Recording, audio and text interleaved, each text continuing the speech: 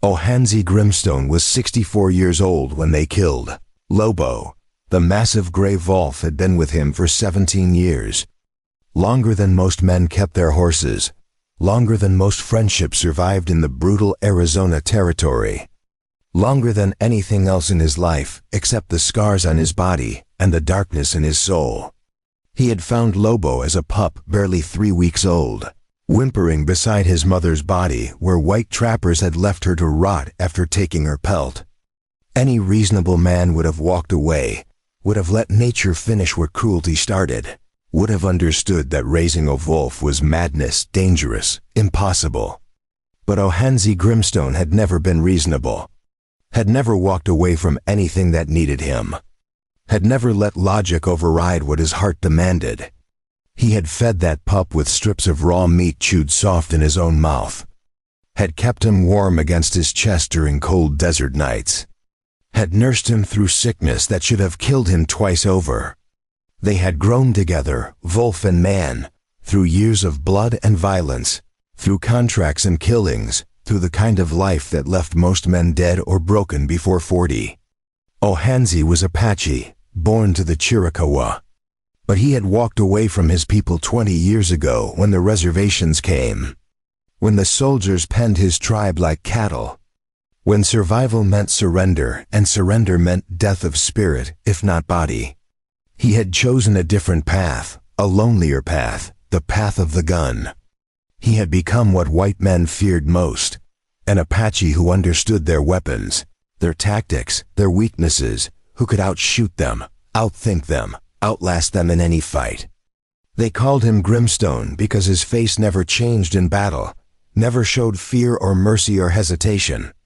Just cold stone determination that promised death to anyone stupid enough to stand against him. Lobo had been there through all of it. The wolf had saved his life more times than Ohanzi could count, had sensed ambush before they sprung, had trapped enemies through terrain where even Apache eyes failed, had fought beside him when numbers were against them and death seemed certain. More than partner, more than companion, Lobo was family in a way nothing else had been since Ohanzi left his tribe. The wolf understood him without words, responded to gestures and looks, knew when to attack and when to hold back, when Ohanzi needed silence and when he needed the comfort of presence. They had their own language, their own understanding, built over 17 years of shared danger, shared survival, shared existence in a world that wanted them both dead. Now Ohanzi owned a small ranch in the Dragoon Mountains. 40 acres of hard land. Rocky soil, sparse water, but it was his. Earned with blood money from 20 years of gunfighting, of contracts, of killing men who needed killing and some who probably didn't. He had retired 3 years ago, hung up his reputation, tried to find peace in isolation, in silence, in the daily work of survival without violence. He raised a few cattle, trapped small game, traded occasionally with the nearby settlement of Copper Ridge, kept to himself, bothered no one, asked nothing from anyone. The locals knew who he was, what he had been, and they left him alone out of respect or fear or both. That suited Ohanzi perfectly. He had seen enough of humanity, had taken enough lives, had earned whatever quiet years remained before age or violence claimed him. But peace never lasted. Not in Arizona territory, not in 1884, not when land had value and weak men with strong greed decided they wanted what others had earned. The Garrett brothers wanted his water rights. Ohanzi's 40 acres sat on a natural spring, rare and precious in this desert country, worth more than gold to ranchers whose cattle died in summer drought. The Garretts ran a big operation, 3,000 acres to the south, 50 head of cattle, a dozen hired hands, money and influence and connections to the territorial governor. They had approached Ohanzi 6 months ago with an offer. $200 for his land, take it or leave it, more than a broken-down old Indian deserved, more than he could hope to get anywhere else. Ohanzi had refused. Politely at first, just a simple no. A firm statement that his land wasn't for sale at any price, that he had earned it. that he would die on it before surrendering it to men who valued nothing except profit. The Garretts had not appreciated his refusal. They had come back with threats, with warnings, with promises that old Indians who didn't cooperate had unfortunate accidents in the territories, that isolation was dangerous, that a man alone could disappear and no one would ask questions.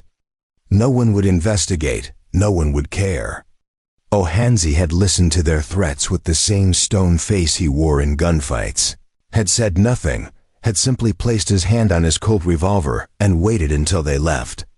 He had believed that would be the end of it, that even the Garretts wouldn't be stupid enough to push a man like him, wouldn't risk what attacking him would cost. He had been wrong. Dead wrong. Fatally wrong for them, though they didn't know it yet. They came at dawn. 4 of them.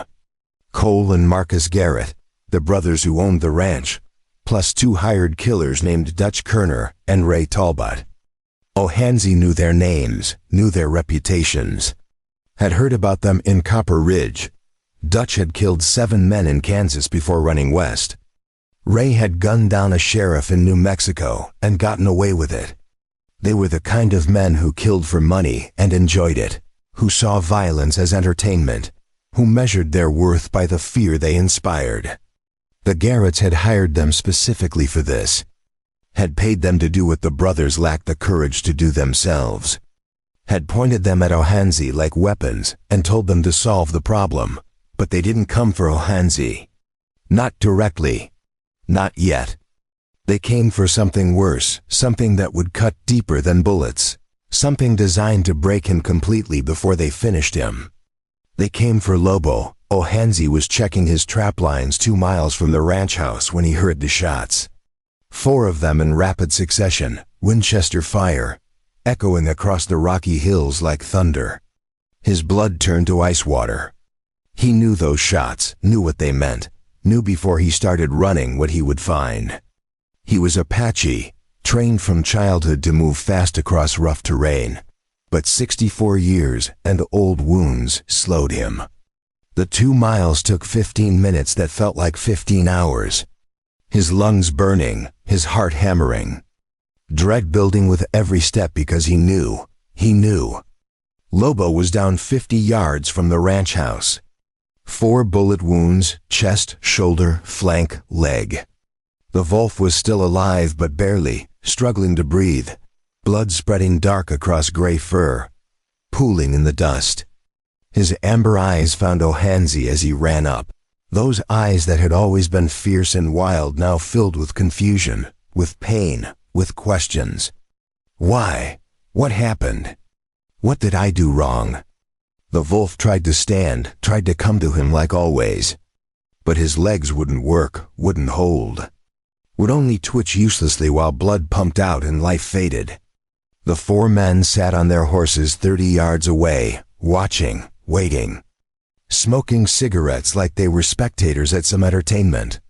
Cole Garrett was smiling, that same cold smile rich men wore when they crushed something weaker, when they exercised power without consequence, when they reminded the world who mattered and who didn't. That's what happens when Indians don't cooperate. Cole called out, his voice carrying easy across the morning air. That's what stubbornness costs. Your wolf paid the price for your pride, old man. Next time it's you. Next time we don't shoot the animal, we shoot the Indian. Sign over your land and this ends. Refuse and you end. Simple choice. Smart choice. Only choice. Ohansey didn't respond. Couldn't respond. He was on his knees beside Lobo, hands on the wolf's massive head, feeling the skull beneath fur, feeling the pulse in the neck, weak, irregular, failing. No, he whispered in Apache, the language of his childhood, the language he hadn't spoken in years. Not you, not like this. Please, brother, not you. Lobo's eyes stayed on him, still trusting even dying. Still loyal even bleeding out, still loving even though Ohansey had failed to protect him. Had let this happen through his own stubborn refusal to leave, to sell, to surrender. I'm sorry, Ohansey choked out, Still an Apache. Words coming faster now, desperate. This is my fault. My stubbornness. My pride. You're paying for my mistakes. You never hurt anyone who didn't deserve it. Never attacked except to defend. You were good. Always good. The best friend I ever had. Better than I deserved. Better than any man deserved. Thank you for 17 years. Thank you for every hunt, every fight, every cold night, every lonely day. Thank you for making my life bearable when I wanted to die. Thank you for being family when I had none. I'll miss you every moment. I'll see you again. I promise, soon, very soon. Lobo's breathing changed, became shallow, labored, rattling. The end was seconds away. Ohanzi had killed enough to recognize death's arrival, had seen it take men and animals, had learned its signs. This was goodbye. Final, inevitable, unbearable. The wolf's amber eyes held his for one more moment, then dimmed, then closed. The breathing stopped. The heartbeat ceased. 17 years ended with 4 bullets fired by cowards, by greedy men, by evil that valued land over life, that measured worth in dollars and saw no crime in murdering innocents. Ohanzi knelt there in the dust beside Lobo's body, silent, motionless, barely breathing. The 4 men watched, waiting for tears, waiting for begging, waiting for the broken old Indian to finally surrender, to accept reality, to sign papers and crawl away defeated. They didn't understand what they had done, didn't realize the mistake they had made, didn't comprehend that they hadn't broken Ohanzi Grimstone. They had freed him from the restraint of wanting to live peacefully, freed him from the burden of trying to leave violence behind, freed him from every rule, every law, every civilized principle that had kept the killer buried for 3 years. Because men with nothing left to lose were the most dangerous men alive. And Ohanzi had just lost the only thing in this world he loved. The only thing that mattered. The only reason he had been trying to be something other than what he truly was. A killer, an Apache warrior. A man who understood that sometimes the only answer to evil was greater violence. You understand now? Cole Garrett called, still smiling, still confident. You see what happens to those who refuse us. Sign the land over. Take our money. Move on. Find another place to pretend you belong in white man's territory. Do it today and this ends. Do it now and you walk away alive. Refuse and you join your Wolf. Buried together. Forgotten together. Dead together. Your choice, but choose fast. Our patience is finished. Ohanzi stood slowly. His joints creaked, his back protested, 64 years of hard living showing in every movement. He looked at the 4 men. Really looked. Memorized every face, every detail, every feature. Cole Garrett, Marcus Garrett, Dutch Kerner, Ray Talbot. 4 names. 4 targets. 4 dead men who just didn't know it yet. I understand, Ohanzi said quietly in English, his voice steady, too steady, dangerously steady, carrying the flatness of absolute certainty. I understand perfectly. Good, Cole replied, smile widening. Smart choice. We'll come back tomorrow with papers. You sign, we pay, everyone moves on. Simple, clean. Your Wolf's death won't be meaningless. It taught you sense. Taught you your place. Taught you that we get what we want, always one way or another. No, Ohanzi interrupted, still quiet, still calm. You misunderstand. I'm not selling. Not now, not ever. Not to you. Not to anyone. This land is mine. Will stay mine until I die, which will probably be soon. But not because I surrendered. Because I fought. Because I stood. Because I refused to let evil win. The smile vanished from Cole's face, replaced by confusion, then anger. Old man, you're insane. You're choosing death over dirt, over worthless rock, over nothing. Walk away while you can. It's not about land, Ohanzi said. It's about principle. About not letting men like you win. About making evil pay a price. You killed my Wolf. My friend, my family. The only living thing I loved. You thought that would break me. Thought that would make me quit. You were wrong. Dead wrong. You were fatally wrong. Are you threatening us? Marcus Garrett spoke now, younger brother, meaner disposition, less patience. 4 against 1. You're 64 years old. You're one man. You're nothing. I'm armed. Ohanzi corrected, pulling his coat aside to show the matched Colt revolvers on his hips, the Winchester rifle slung across his back. I'm experienced. I've killed more men than all 4 of you combined. And I'm no longer constrained by wanting to live. That's the difference between us. You want to survive, want to profit, want to enjoy your stolen land. I don't want anything anymore. Nothing except to watch all 4 of you die. For Lobo, for crossing a line you should never have crossed. The 2 hired guns, Dutch and Ray, shifted in their saddles uncomfortably. They had killed before, had intimidated families, had murdered witnesses, had done every evil thing men could do for money. But this was different. This old Apache wasn't scared, wasn't backing down, was promising death with absolute conviction. That was dangerous. Very dangerous.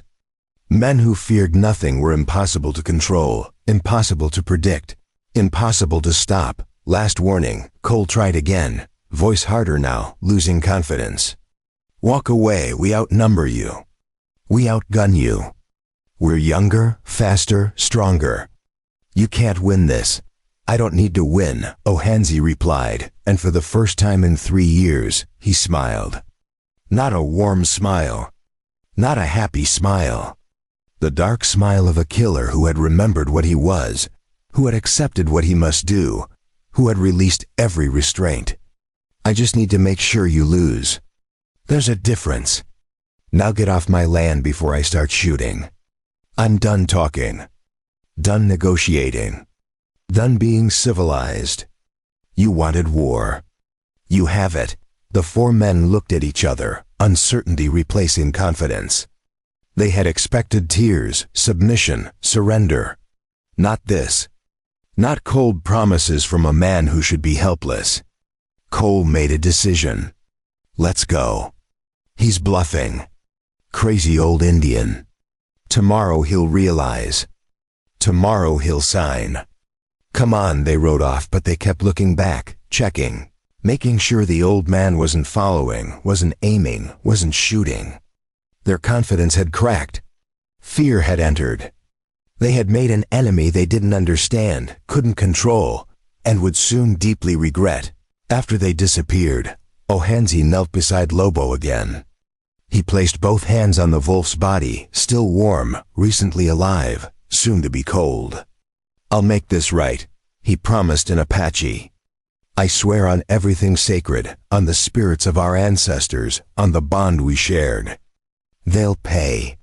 All 4. I'll hunt them. Find them, kill them. Slowly if possible. Quickly if necessary. But dead. Guaranteed. Finally, that's my oath to you, brother. That's my purpose now. That's all I have left. He spent the rest of that day digging. Full grave, 6 feet deep, 4 feet wide, 8 feet long. His back screamed. His hands bled. His joints protested every shovel of earth. He didn't care. Didn't stop. Lobo deserved proper burial, deserved respect, deserved honor even in death. He wrapped the wolf's body in his best blanket, the one his mother had woven before the soldiers came, the one he had carried for 40 years through every battle, every journey, every hard night. This was worthy. This was goodbye to family. He lowered Lobo carefully into the earth, tears streaming now that no one could see, heartbreaking now that witnesses were gone. He filled the grave slowly, methodically, Every shovelful a memory, a moment, a thank you. He carved a wooden marker with his knife, simple and true. Lobo, loyal brother, 1867 to 1884, 17 years together, murdered by cowards, avenged by love. The sun set on a new man. The peaceful rancher had died with Lobo. What remained was what Ohanzi had been before, what he had tried to bury under 3 years of quiet isolation. The Apache warrior. The legendary gunfighter. The killer who had survived 2 decades when most men died in 2 years. That man had returned. And God help the Garrett brothers and their hired guns. Because Ohanzi couldn't even try. This was war now. Personal, final, to the death. And Ohanzi Grimstone was already dead inside, which made him unstoppable. Ohanzi spent the next morning preparing for war.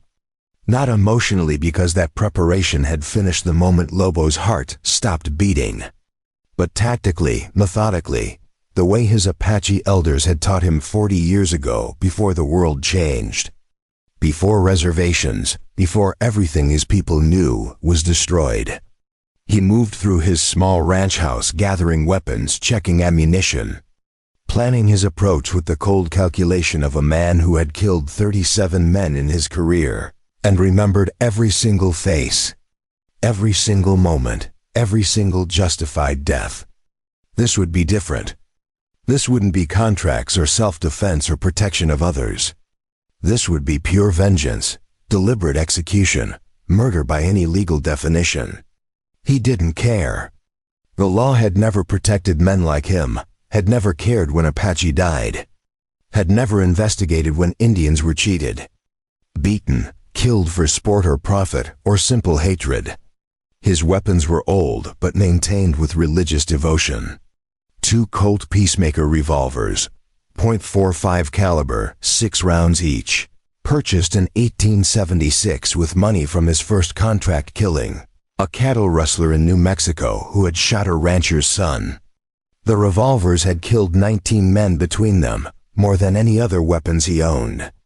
He cleaned them now, disassembled each piece, oiled every component, checked every mechanism, loaded fresh cartridges, then practiced his draw a dozen times until muscle memory returned, until the movements flowed smooth and automatic, until his hands remembered what his mind had tried to forget. Still fast. Not as fast as 20 years ago. Not as fast as his prime when men called him the fastest gun in Arizona territory, but fast enough. More than fast enough for what was coming. His Winchester rifle, model 1873, held 15 rounds and could kill accurately at 300 yards in the right hands. Ohanzi's hands were the right hands. He had used this rifle in the Lincoln County War, had killed 6 men in one day during a range battle outside Socorro, had earned his reputation as a sharpshooter when other men were still learning to aim properly. He cleaned it with the same meticulous care, checked the barrel for fouling, tested the lever action, loaded a full magazine plus 1 in the chamber. 16 chances to end lives. 16 opportunities for justice. His knife was Shirakawa, forged by his uncle before Ohanzi left the reservation, before he chose the white man's weapons and the white man's way of war. The blade was 10 inches of folded steel, sharp enough to shave with, strong enough to pierce bone, carried in a leather sheath on his left hip where his hand could find it instantly. He had killed 8 men with this knife, all close quarters, all desperate situations where guns failed or ammunition ran out or silence was required. The blade had tasted blood from Kansas to California, had ended lives quietly in darkness, had proven that Apache warriors didn't need firearms to be deadly. It would taste blood again soon. He gathered supplies. Dried meat, hardtack, canteen, rope, matches, spare ammunition. Field glasses he had taken from a dead Army scout in 1881. Everything in a canvas pack that weighed maybe 20 pounds. Light enough to move fast, heavy enough to sustain him for 3 days if necessary. He didn't expect to need 3 days. didn't expect to survive 3 days. This was a suicide mission dressed up as vengeance, a final act from a man who had nothing left except rage and purpose.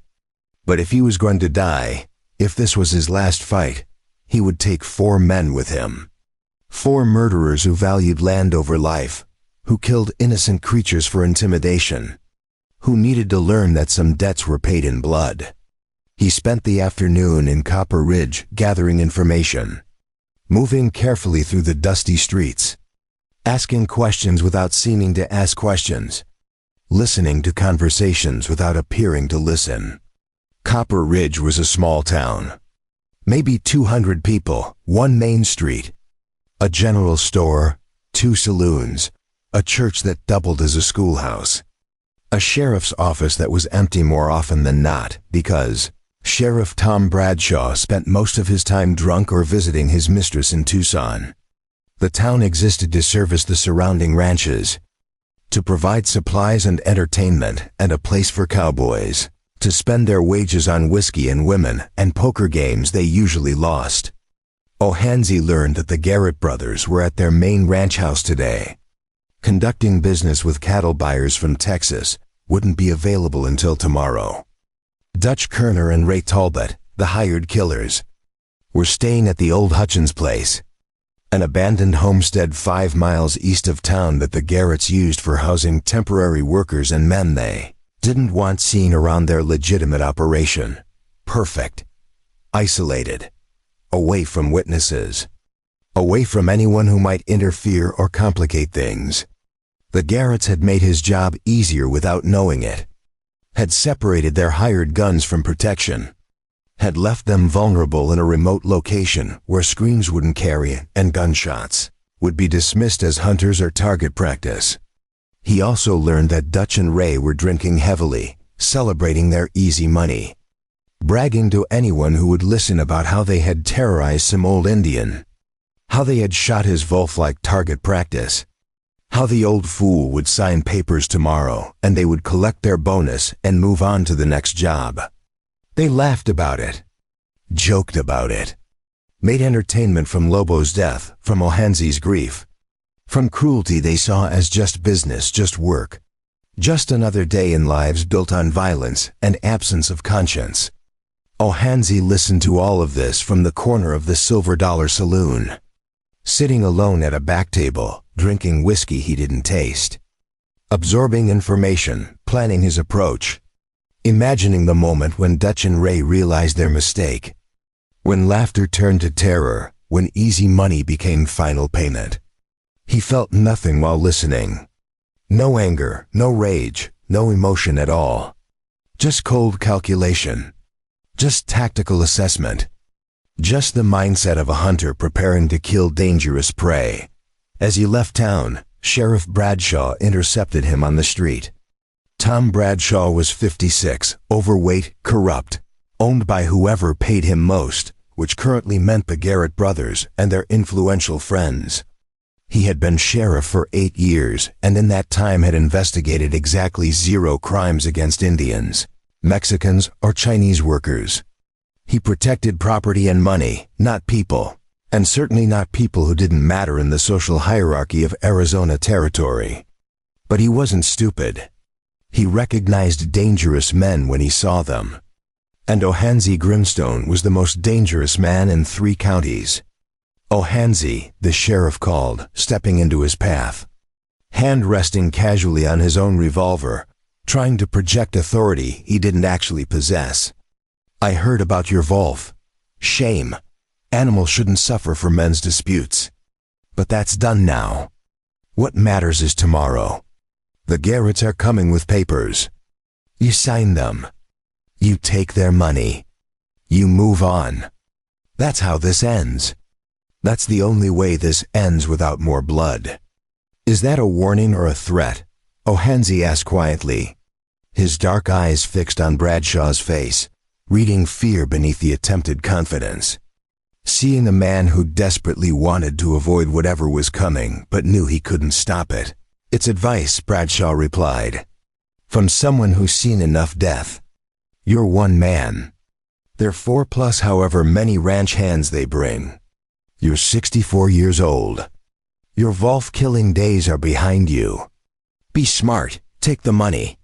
Find somewhere else. Live out your years in peace instead of a grave. Peace died with Lobo, Ohanzi said. What's left doesn't want peace. Doesn't need peace. Just wants 4 men to pay for what they took. 4 men to understand that some things matter more than money, more than land, more than anything they value. Loyalty matters. Love matters. Justice matters. They're about to learn that lesson. That sounds like a threat, Bradshaw said, hand tightening on his gun. Sounds like premeditated murder. I can't allow that. I can't let you walk out of here planning to kill people, even people who probably deserve it. That makes me complicit. That makes me responsible. Then arrest me, Ohanzi suggested, spreading his arms wide, making no move toward his weapons. Take me in, lock me up. Before we jump back in, tell us where you're tuning in from, and if this story touches you, make sure you're subscribed, because tomorrow I've saved something extra special for you. Keep me away from the Garretts and their hired guns. Protect them from the consequences of their actions. Do your job for once. Actually enforce law instead of just collecting bribes. Bradshaw flinched at that, at the direct accusation, at the truth spoken plainly. He looked around, checking if anyone had heard, worried about reputation, about maintaining the fiction that he was legitimate law enforcement rather than purchase security. His hand relaxed on his gun. He stepped back. I can't arrest you for things you haven't done yet, he admitted. Can't lock up a man for intentions. But I'm warning you officially. Anything happens to those 4 men, anything at all, I'll come for you. I'll bring a posse. I'll see you hang regardless of whether they deserved it. Vigilante justice isn't justice. It's just murder with excuses. Then you better bring a big posse, Ohanzi replied. And tell them to bring their courage. They'll need it. He walked away, leaving Bradshaw standing in the street, conflicted, afraid, knowing he should do something but unsure what. Unwilling to risk his life protecting 4 men who were probably guilty, but definitely connected. That was the problem with purchased law. It protected money but abandoned morality, enforced order but ignored justice, served power but failed people. Ohanzi had learned that lesson decades ago. Had stopped expecting anything from white man's law. Had accepted that real justice required personal action. Required courage to enforce right when systems failed. Required willingness to become what you fought against, if that was the only way to stop evil. He rode out at sunset, not on a horse because he had no horse. Had never replaced Marshall's equivalent in his life. Felt that Lobo deserved to be the last companion. The final partner, the end of that chapter. So he walked, carrying his weapons, carrying his supplies, carrying purpose that weighed heavier than any physical burden. 5 miles east through desert terrain, through rocky hills and sparse vegetation, through land that looked dead but wasn't, just patient, just waiting for rain that might never come, just surviving like everything else in this harsh territory. The walk gave him time to remember. Every moment with Lobo, over 17 years. Finding him as a pup, so small he fit in Ohanzi's hands, whimpering with hunger and fear and confusion at being alone in a world that wanted him dead. Feeding him, warming him, teaching him to trust, to hunt, to fight when necessary, but avoid fights when possible. Growing together. Learning each other's signals, each other's moods, each other's needs. Becoming pack, becoming family. Becoming the only constant in a life defined by violence and loneliness, and constant movement from job to job. Town to town. Killing to killing. Lobo had saved his life in Colorado, 1879. When 3 claim jumpers ambushed him outside Leadville. The wolf had sensed them before Ohanzi did, had attacked before they could fire, had killed one and wounded another while Ohanzi dealt with the third. They had survived together, had celebrated together that night with fresh elk meat and quiet companionship under stars that witnessed their bond.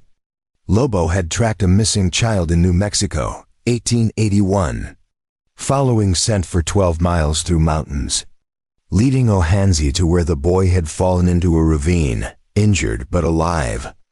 Reunited with parents who cried with gratitude and offered payment, Ohanzi refused because some things weren't done for money. The wolf had stayed with him through fever in Texas, through broken ribs in Kansas, through bullet wounds in California, through every injury and illness and moment when death came close but didn't take him. And now Lobo was gone, murdered by cowards, by men who didn't understand what they had destroyed, what they had taken, what they had unleashed.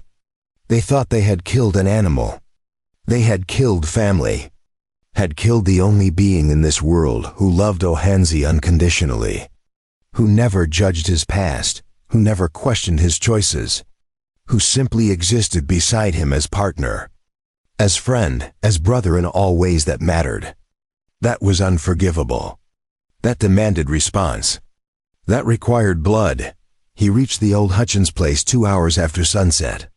The abandoned homestead consisted of a main cabin, a collapsed barn, a dry well, surrounded by brush and rocks that provided excellent cover for approach. Light showed in the cabin windows. Voices carried in the still night air.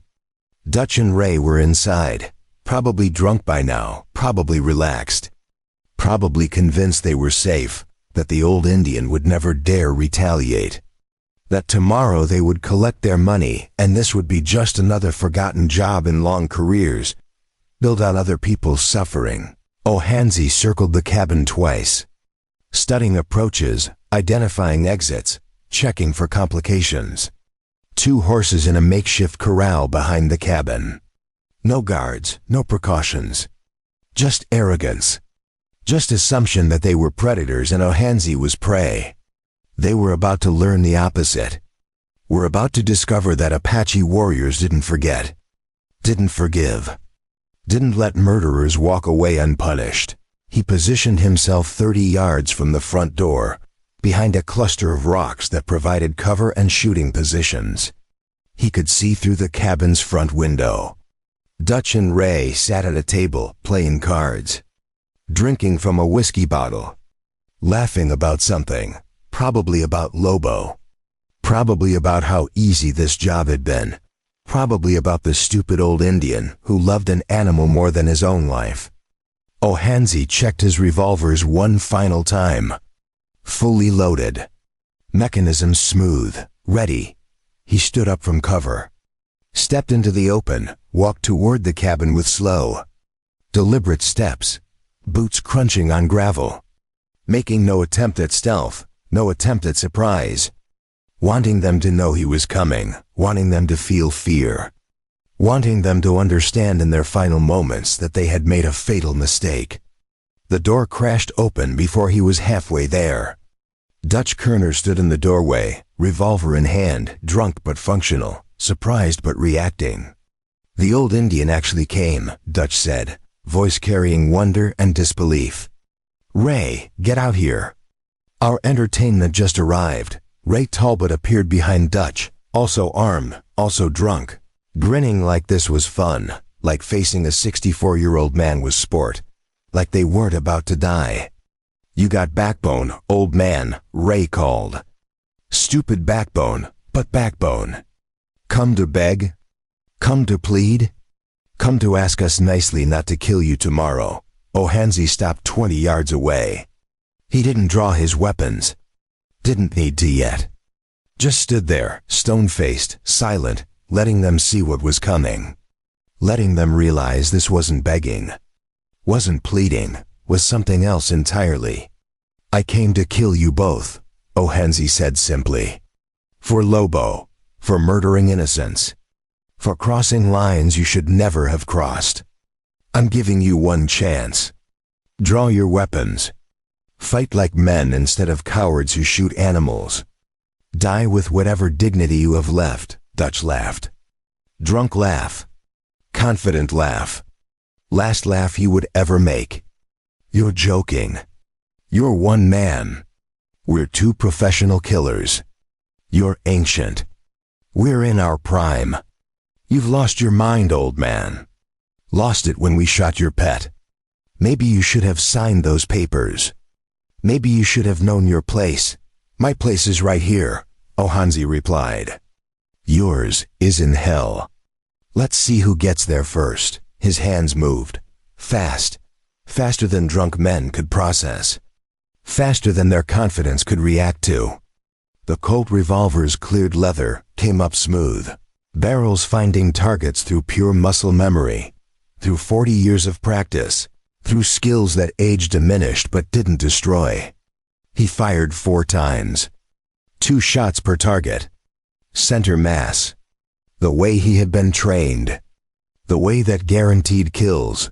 Dutch took both rounds in the chest. Stumbled backward. Hit the doorframe. Slid down, leaving blood smear on wood. Dead before he reached the ground. Ray got 1 shot off, wild, high, nowhere close, panic firing without aim. Ohanzi's second round caught him in the throat. Ray dropped his gun. Grabbed his neck. Blood poured between fingers. He fell to his knees. Looked up at Ohanzi with disbelief. With terror. With understanding that came too late. That was for Lobo. Ohanzi said quietly, walking forward, standing over the dying man. That was for shooting him like target practice. For laughing about his death. For thinking his life didn't matter. You're learning now. Learning that everything matters. Learning that evil has costs. Learning too late. Ray tried to speak. Couldn't. Blood filled his throat. Drowned his words. Drowned his apologies. Drowned everything except the truth that he was dying for killing a wolf. For taking a job that seemed easy. For underestimating an old Apache who loved his companion more than life. Ohanzi watched him die. Felt nothing. No satisfaction. No remorse. Just emptiness. Just completion of step 1 in a 4-step plan. 2 down, 2 to go. The hired guns were finished. Now came the harder part. The Garrett brothers. The ones who ordered it. The ones responsible. The ones who would die slower if he could manage it. If circumstances allowed. If justice could be thorough instead of just swift, he reloaded his revolvers. Searched the cabin. Found $300 in cash. Probably payment for Lobo's murder. Probably blood money they hadn't spent yet. He took it. Would donate it to the church in Copper Ridge. Let it do some good. Let it become charity instead of evil. Let their money help people they would have hurt. That seemed appropriate. Seemed just. He left the bodies where they fell. Let the Garretts find them. Let them understand the message. Let them know that their hired protection was dead, that they were next. That money couldn't buy safety from a man who had nothing left to lose. He walked away from the Hutchins place as dawn broke. Heading back toward town, toward the Garrett ranch. Toward finishing what 4 foolish men had started when they decided an old Indian's grief didn't matter. When they calculated that killing a wolf was acceptable intimidation. When they forgot that Apache warriors never forgot, never forgave. Never stopped until justice was served. 2 dead. 2 to go. The war was just beginning. News of Dutch Kerner and Ray Talbot's deaths reached Copper Ridge by mid-morning. Carried by a ranch hand who had stopped at the Hutchins place looking for water and found 2 corpses instead. The town erupted in chaos within an hour. Sheriff Bradshaw organized a posse of 12 men. Mostly ranch hands and store owners who fancied themselves lawmen, but had never fired shots in anger. Never faced anyone truly dangerous. Never understood the difference between carrying a gun and knowing how to use it. They rode out to the Hutchins place with more noise than sense. Convinced they would find evidence, track the killer, bring justice to what they assumed was some drifter or outlaw, passing through who had murdered 2 men for whatever cash they carried. Ohanzi watched them go from his position on a ridge overlooking town, lying flat among rocks with his field glasses, observing the amateur manhunt with detached amusement. Bradshaw didn't suspect him yet. Wouldn't suspect him until evidence forced the conclusion. The sheriff wanted to believe Ohanzi had listened to warnings, had accepted the inevitable, had chosen survival over vengeance. Men always wanted to believe the comfortable lie instead of the uncomfortable truth. It made life easier, made sleep possible, made them feel safe when safety was illusion. The Garrett brothers received the news an hour later. Ohanzi watched through his field glasses as a rider approached their ranch house at full gallop, dismounted in a cloud of dust, ran inside like his boots were on fire. 15 minutes later, Cole and Marcus emerged, faces tight with anger and fear, shouting orders at ranch hands, gesturing violently, organizing their own search party, their own protection, their own response to losing the hired muscle they had counted on. They were scared now. Good. Fear was appropriate. Fear was deserved. Fear was the beginning of understanding what they had started. But Ohanzi didn't approach the ranch. Not yet. Not directly. That would be suicide even for a man seeking death. The Garrett ranch employed 23 men, most armed, some experienced, all loyal to paychecks that fed families and kept roofs overhead. Attacking that ranch head-on would mean fighting 24 men.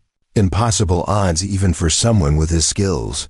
Pointless death that accomplished nothing except adding his corpse to the count. He needed the brothers isolated. Needed them vulnerable. Needed them away from protection, away from numbers, away from the illusion of safety their money and influence provided. So he waited. Patience was weapon.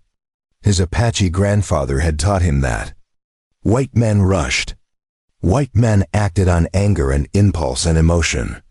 Apache warriors waited for the right moment, the perfect opportunity, the opening that guaranteed success. Ohanzi had killed 37 men by combining skill with patience, by never taking unnecessary risks, by choosing when and where battles happened rather than letting enemies dictate terms. This would be no different. The Garretts would make a mistake, would leave their fortress, would give him opportunity. He just had to wait. The opportunity came at sunset.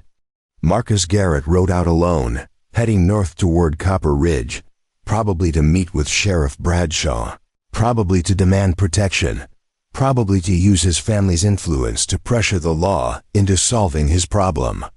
He rode a black gelding, fine animal worth more than most men earned in a year, wore expensive clothes that marked him as wealthy even from distance, carried himself with arrogance of someone who had never faced real consequences, never encountered problems money couldn't solve, never learned that power had limits.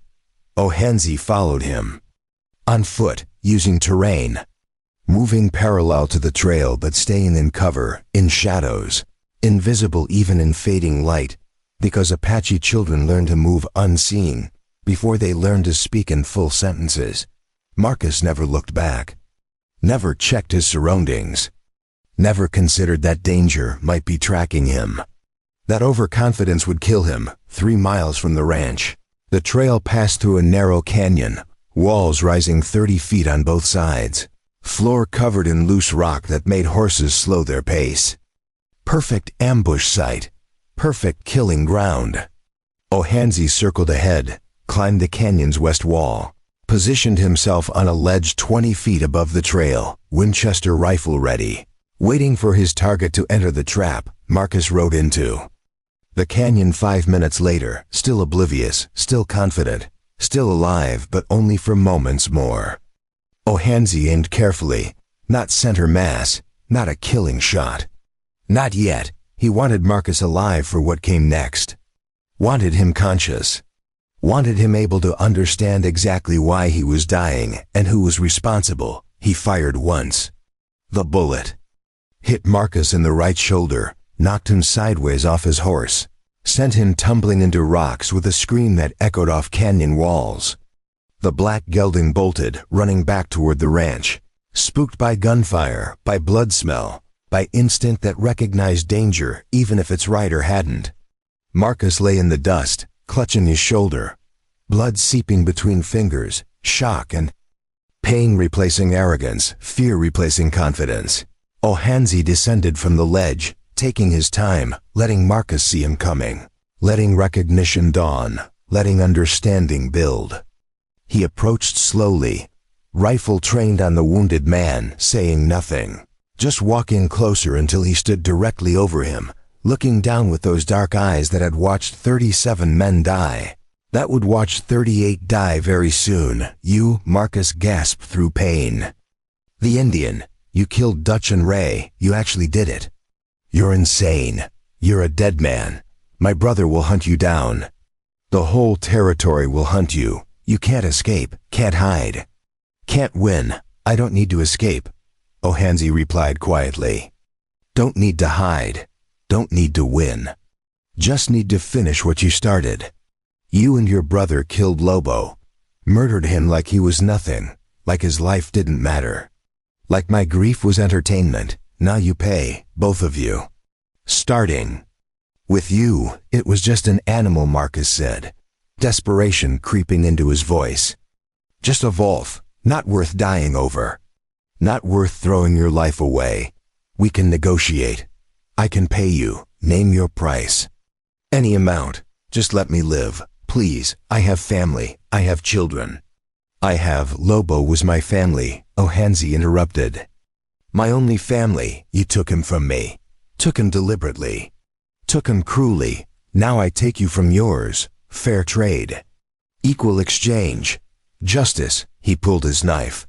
The Chiricahua blade his uncle had forged. Marcus saw it and understood what was coming. Tried to scramble backward. Tried to stand. Failed. His wounded shoulder made movement impossible. Made escape hopeless. Made him nothing but prey waiting for predator to finish. That was appropriate. That was how Lobo had died. Helpless. Confused.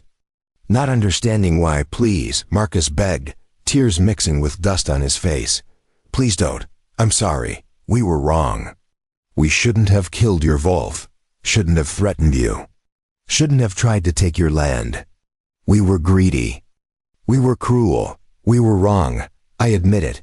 I confess. Just don't kill me. Give me a chance. Give me mercy. Did you give Lobo mercy? Ohanzi asked. Did you give him a chance when he was bleeding out, confused, dying because of your greed? Did you feel remorse then? Did you apologize then? Or did you smile? Did you laugh? Did you celebrate intimidating an old Indian? Marcus had no answer. No defense. No excuse that would save him. Ohanzi knelt beside him. The knife moved quickly, professionally. He had killed 8 men with this blade. Knew exactly where to cut. Knew how to make it fast or slow depending on purpose. Marcus deserved slow. Deserved to feel everything. Deserved to understand pain the way Lobo had understood pain in his final moments. But Ohanzi wasn't sadist. Wasn't cruel. Was just thorough. Just final. Just absolutely committed to ending the life of someone who had ended innocence. Marcus died in less than a minute. Quicker than he deserved, but slower than mercy would have granted. Ohanzi cleaned his knife on the dead man's expensive shirt, returned it to its sheath, stood up and looked at what he had done. 1 more down, 3 total, 1 remaining, Cole Garrett. The older brother, the leader. The one who had smiled while Lobo died. The one who deserved the slowest death, but would probably get the quickest because Ohanzi was running out of time. Running out of luck, running out of the advantage surprise provided. He left Marcus in the canyon. Let the body be found. Let Cole see what happened. Let him know his brother was dead, that protection had failed, that money couldn't buy safety, that he was next, that death was coming regardless of how many men he hired, or how much influence he wielded, or how strongly he barricaded himself. Fear would make Cole desperate. Desperation would make him stupid. Stupidity would create opportunity. Ohanzi walked back toward his ranch, moving through darkness, using stars for navigation, the way his people had navigated for centuries. Before white men came with their maps and compasses and arrogant certainty that their ways were superior. He felt tired, not physically. His body was holding up despite age and exertion. But emotionally, spiritually, the killing was necessary but not satisfying, was justice but not healing, was vengeance but not peace. 3 men dead, and Lobo was still gone. Still buried. Still never coming back regardless of how much blood Ohanzi spilled, how many lives he took, how thoroughly he avenged the wrong. He reached his ranch 2 hours before dawn, went directly to Lobo's grave, knelt beside the wooden marker, placed his hand on the earth that covered his friend. 3 down, he whispered in Apache, Marcus Garrett is dead. Died begging, died understanding he was wrong, died knowing your life mattered. 1 more, just Cole, then it's finished. Then you're avenged. Then I can join you, soon, very soon. Wait for me, brother. I'm almost there. He slept for 3 hours, the first real sleep since Lobo died. Dreamless and heavy, the sleep of exhausted men who had pushed beyond normal limits and needed their bodies to recover before the final push. He woke at dawn to the sound of horses, many horses. Coming fast, coming angry. Coming for him, Sheriff Bradshaw arrived with a posse of 30 men. Not the 12 amateurs from yesterday. 30 serious men. Ranch hands who could shoot. Store owners who had fought Indians before. Drifters who hired out his guns when money was right. This was different. This was organized. This was dangerous even for someone with Ohanzi's skills. Bradshaw had finally understood. Had finally accepted that the old Apache was responsible. Was hunting the Garretts. Had killed 3 men and would kill a 4th unless stopped. Ohanzi Grimstone. Bradshaw shouted from horseback, staying well back from the ranch house, using distance as protection. You're under arrest for the murders of Dutch Kerner, Ray Talbot, and Marcus Garrett. Come out unarmed, surrender peacefully. This doesn't have to end with more blood. You've had your revenge. You've made your point. Now it's over. Come out and face justice. Justice, Ohanzi called back from inside his house, positioned at a cornicistous window with his Winchester, counting men, assessing threats, calculating odds that were terrible but not impossible. You want to talk about justice. Where was justice when 4 men murdered Lobo? Where was investigation? Where were arrests? Where was law enforcement that you're so proud of? You didn't care then. Didn't act then. Didn't protect then. Now you come with 30 men because a rich white man is dead. Because money demands protection, but animals don't. That's your justice. That's your law. That's why I handle my own. Cole Garrett sat on a horse beside Bradshaw, face tight with rage and fear and grief for his brother. Kill him, Cole shouted. Burn him out. I want that Indian dead. I want his body dragged through town. I want everyone to see what happens when you cross the Garretts. Do your job, Sheriff. Earn your money. Earn your protection. End this. Stand down, Bradshaw ordered, not to Ohanzi but to Cole. This is law enforcement, not lynch mob, not revenge killing. We do this proper. We arrest, we try, we hang if guilty. But we don't murder. He murdered my brother, Cole screamed. Murdered him like an animal. Cut his throat and left him in a canyon. That's not arrest. That's not trial. That's not proper. Why does he get protection when my family gets slaughtered? Because I'm trying to be better than him, Bradshaw replied. Trying to be better than you. Trying to do this right, even when it's hard. Now shut up and let me handle this. Ohanzi watched the argument through his window. Watched Cole's rage build. Watched Bradshaw's control slip. Watched 30 men grow nervous, uncertain, divided between following law and following money, between doing right and doing what was profitable. That division was weakness. That uncertainty created opportunity. Not to win. He couldn't win against 30. But to accomplish his goal. To finish what he started. To kill Cole Garrett before they killed him. He aimed at Cole. Clear shot. 300 yards. Difficult but possible. Wind was light. Sun was behind him. Cole sat still, yelling, not moving. Perfect target. One shot would end it. Would complete vengeance. Would avenge Lobo fully, finally, completely. Ohanzi's finger tightened on the trigger. Wait, a new voice called. Different voice. Not Bradshaw.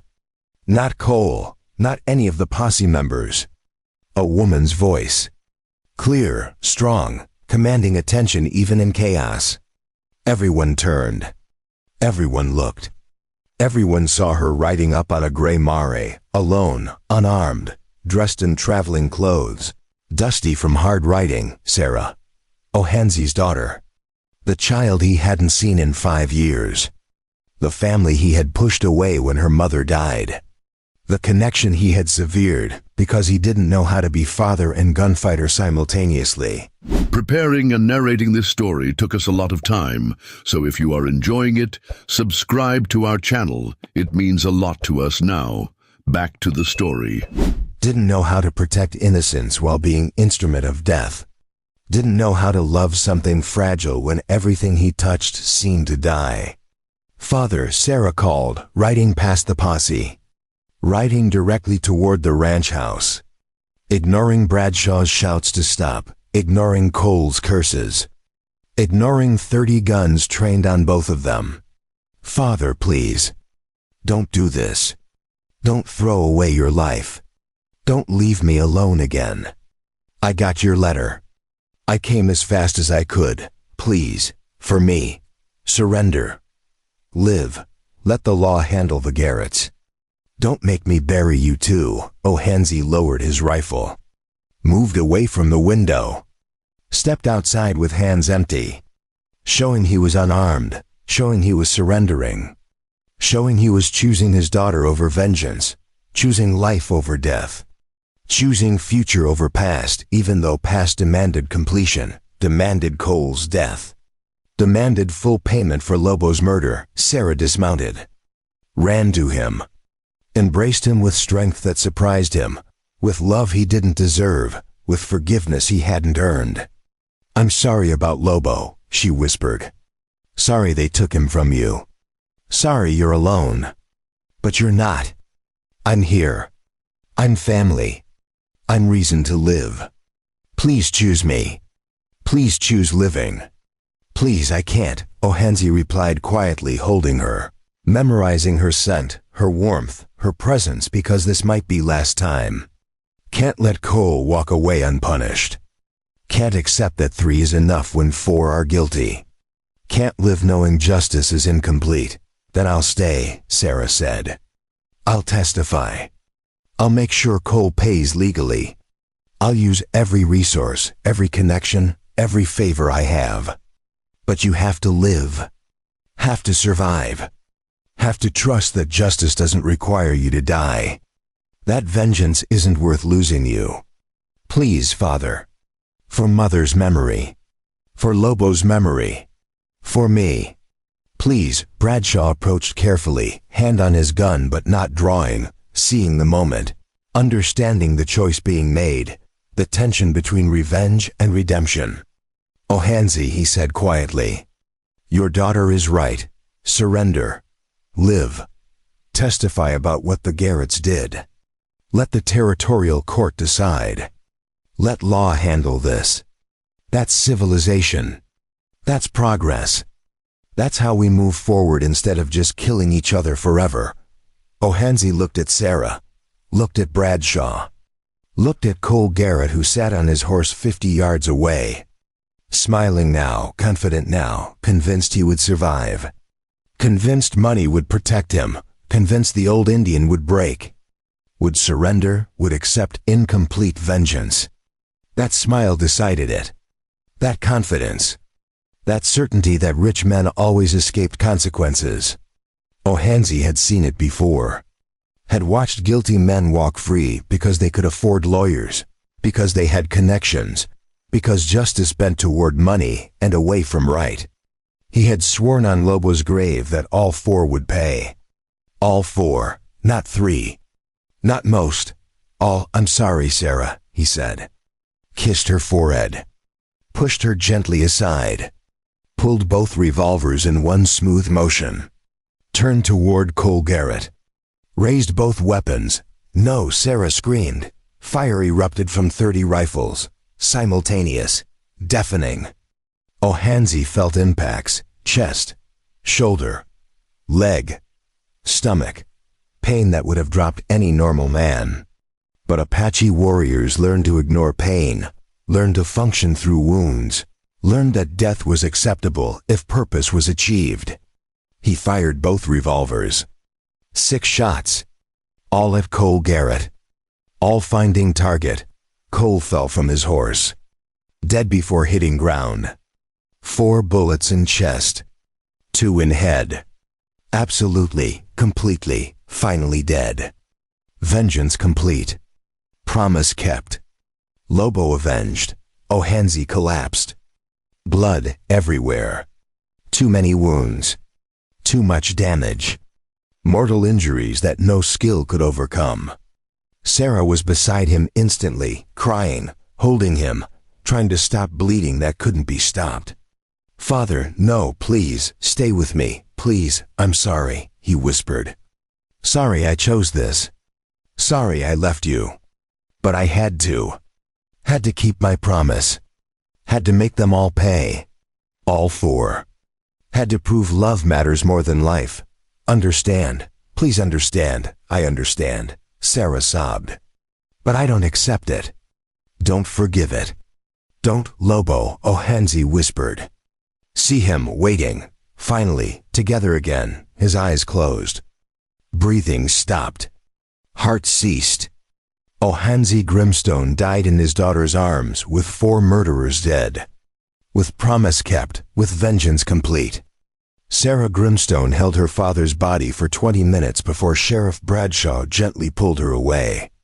Before the reality of 30 witnesses and 4 dead men required official response. Before the machinery of territorial law began processing what had happened in ways that would satisfy records and reports, but never address the actual truth of love, loss, and the impossible choices grief demanded. She didn't fight him. Didn't resist.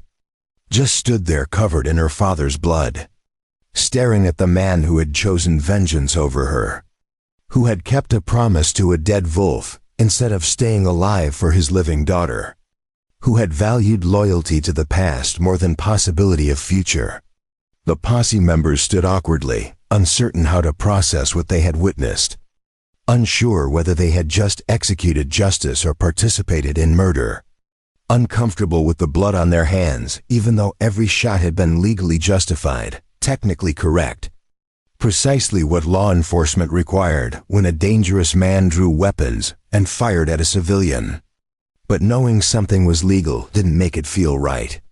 Didn't erase the image of an old Apache choosing death, choosing completion, choosing to keep a promise that cost everything. Several men walked away from the scene. Went behind buildings, vomited or cried or simply stood shaking with reaction to violence. That was somehow worse than other violence they had witnessed because it was voluntary. Because Ohansey had chosen this. Because he could have lived but decided dying was preferable to leaving justice incomplete. Bradshaw organized the aftermath with practiced efficiency that came from 20 years of law enforcement in territories where death was common. Expected, almost routine. He sent riders to collect the bodies of Cole and Marcus Garrett, to document the crime scenes, to gather evidence that would support the official narrative that Ohansey Grimstone had murdered 3 men in cold blood and attempted to murder a 4th, before law enforcement was forced to respond with lethal force. That narrative would satisfy the territorial governor, would protect Bradshaw's position, would ensure no awkward questions about why the sheriff hadn't prevented the killings. Why he hadn't arrested Ohanzi earlier. Why he had allowed a vendetta to escalate into multiple homicides before acting. But Bradshaw also sent his deputy to Copper Ridge with instructions to find Father Mackenzie at the church, to bring him out to the Grimstone Ranch, to arrange proper burial for Ohanzi, because even criminals deserved religious ceremony. Even Apache gunfighters deserved respect and death. Even men who chose vengeance deserved acknowledgement that their choices came from love rather than evil, from loyalty rather than cruelty, from grief rather than madness. Bradshaw had been sheriff long enough to understand that justice and law weren't always synonyms, that sometimes good men did terrible things for understandable reasons, that complexity existed in every human action, regardless of how clearly statutes defined right and wrong. Sarah remained at the ranch while men came and went, while official business proceeded around her like she was invisible, while her father's body was examined and photographed and eventually covered with a canvas tarp, because no one had thought to bring proper burial shroud. She sat beside Lobo's grave, the wooden marker her father had carved still fresh, still speaking the bond that had meant more than life itself. She traced the words with her fingers. Lobo, loyal brother, 1867 to 1884, 17 years together, murdered by cowards, avenged by love. That last phrase broke her. Avenged by love. Her father had viewed his killing spree as love, as the highest expression of loyalty, as proof that connections mattered more than survival, that keeping promises justified any cost including death. She understood intellectually. Her mother had told stories about Lobo, about how the wolf had been constant companion through Sarah's childhood, about how her father had loved that animal with intensity that sometimes seemed to exceed his love for his human family. Sarah remembered riding on her father's shoulders while Lobo trotted beside them, remembered falling asleep between her parents with the massive wolf curled at the foot of their bed, remembered her father's face lighting up when Lobo returned from hunts, from explorations, from whatever mysterious activities wolves pursued when humans weren't watching. The bond had been real, deep, extraordinary. But was it worth this? Worth 4 deaths? Worth her father dying at 64? Worth leaving her alone in a territory where she had no family, no support, no connections except memories of parents who had both died too young, too violently, too permanently? Father Mackenzie arrived at sunset, riding his aging mule, carrying his Bible and his compassion and his willingness to offer comfort, even when comfort seemed inadequate to the magnitude of loss. He was 72, had been frontier priest for 40 years, had buried more people than he could count, had learned that grief took infinite forms and judged none of them, that his job was presence rather than answers, that sometimes silence was more valuable than scripture. He sat beside Sarah without speaking, just existing beside her, letting her feel not alone even when words failed. After 30 minutes, Sarah spoke. "He chose a wolf over me," she said quietly. "Chose keeping a promise to an animal over staying alive for his daughter. What does that say about me? About our relationship? About whether I mattered to him at all?" "It says nothing about you," Mackenzie replied gently. "Says nothing about his love for you, which was real, constant, never doubted. Says everything about his understanding of loyalty, of honor, of the promises that define who we are regardless of cost. Your father was Apache, raised in culture that valued different things than white society values. Personal honor mattered more than longevity. Keeping promises mattered more than survival. Loyalty to pack, to family, to companions mattered more than anything. He made a promise to Lobo, to avenge him, to make the murderers pay. Breaking that promise would have destroyed him more completely than bullets did. He would have survived in body but died in spirit, would have existed but not lived, would have breathed but been already dead in every way that mattered to him. So I should be grateful he chose death, Sarah asked bitterly. Should celebrate that he valued wolf promises more than daughter futures. Should understand that his honor required abandoning me. You should understand that he loved you desperately, Mackenzie said. Loved you enough to write that letter warning you, explaining his choices, giving you opportunity to say goodbye. Loved you enough to almost surrender when you arrived, to almost choose life, to almost accept incomplete vengeance because you asked. I watched that moment. Saw him waver. Saw him consider your plea. He wanted to choose you. Wanted to live. But saw Cole Garrett smiling. Saw the man who murdered Lobo confident he would escape justice. Saw evidence that rich men always won regardless of guilt, and something broke. Something decided. Something chose completion over compromise. That wasn't rejection of you. Was rejection of injustice. Was refusal to let evil smile. Was determination that this time, this once, money wouldn't protect murderers from consequences. Sarah absorbed this, processing, trying to reconcile love and abandonment, trying to understand choices that seemed incomprehensible from her perspective, but made perfect sense from her father's worldview. Did he suffer, she asked. At the end. Was it quick? He died instantly, Mackenzie lied kindly. Seeing no value in describing the 30 bullets that had torn through Ohanzi. Seeing no purpose in explaining the seconds of awareness before death claimed him. Seeing no benefit in truth that would only add details to nightmares Sarah would already suffer. He kept his promise. Avenged his friend. Died with purpose accomplished. Many men die with regrets, with failures, with promises broken. Your father died complete. That's rare. That's valuable. That's something. It's not enough, Sarah whispered. It's not comfort. It's not replacement for having my father alive. But it's something. You're right. It's something. They buried Ohanzi at dawn the next morning. Beside Lobo, just as his letter had requested.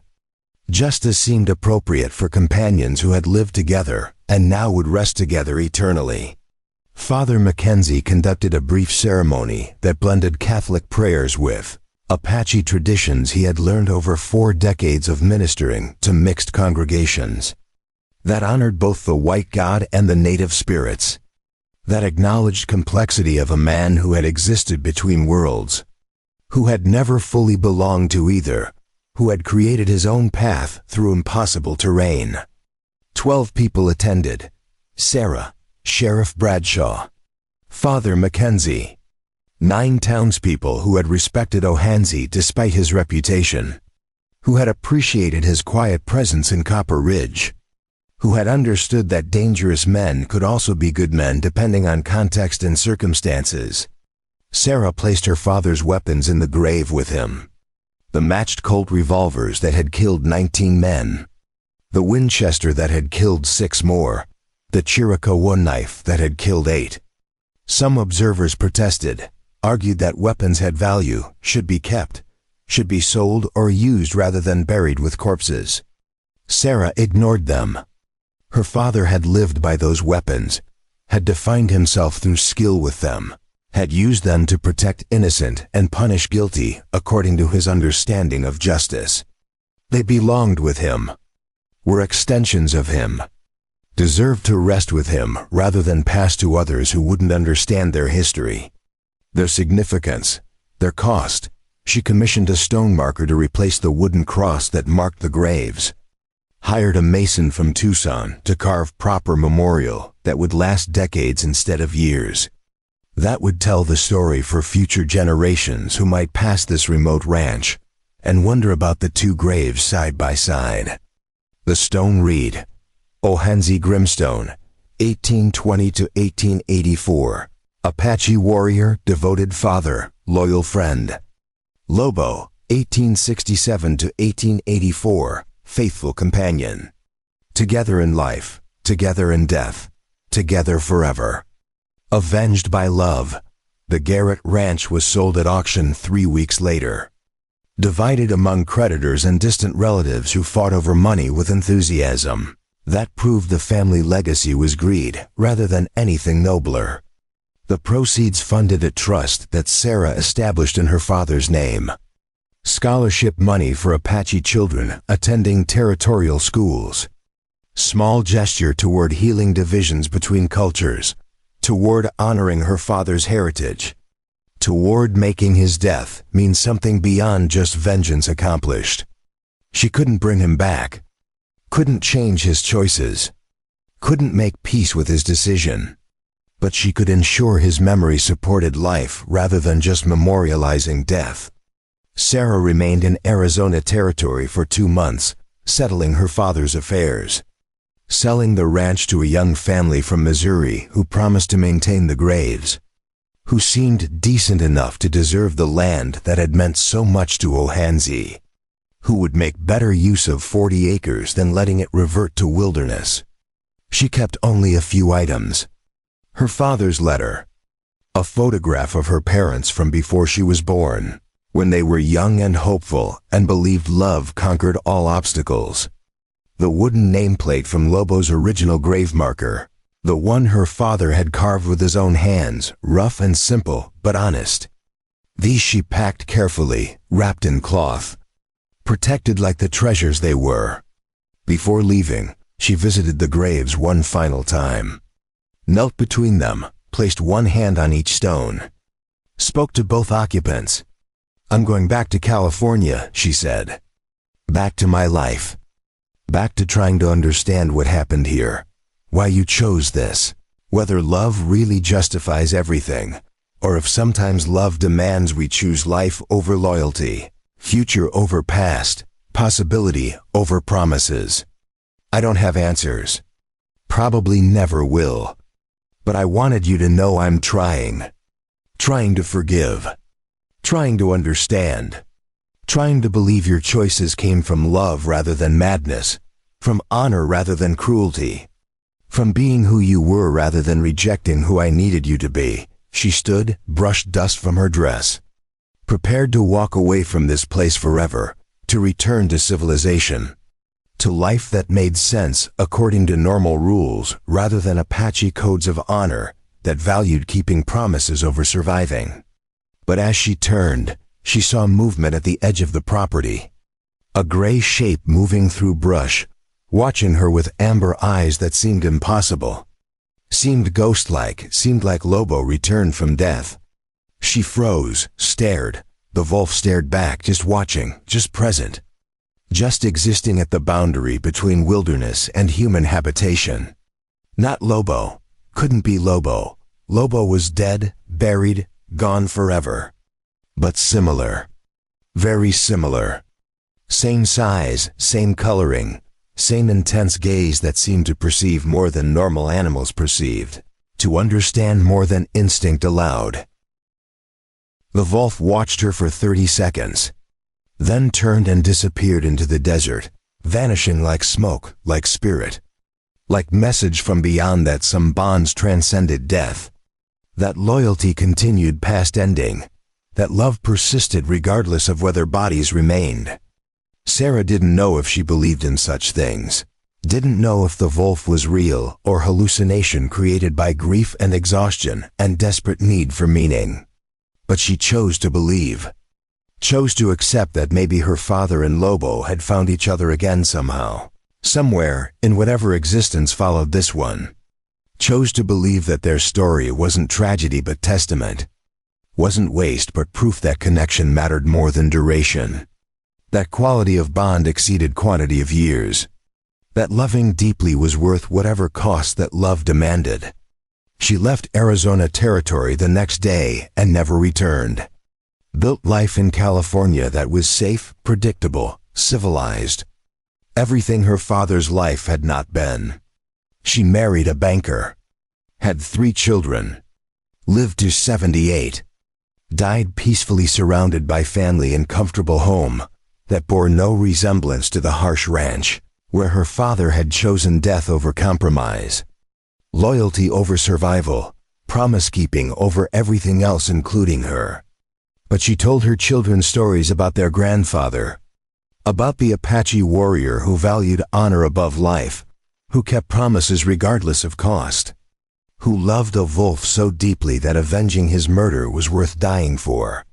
She told them about Lobo, about the bond between man and animal that transcended normal relationships, that proved family wasn't defined by blood, but by choice, by loyalty, by willingness to sacrifice everything for those who mattered. She told them that sometimes good people did terrible things for understandable reasons, that justice wasn't always legal and law wasn't always just, that complexity existed in every human choice regardless of how simply others judge.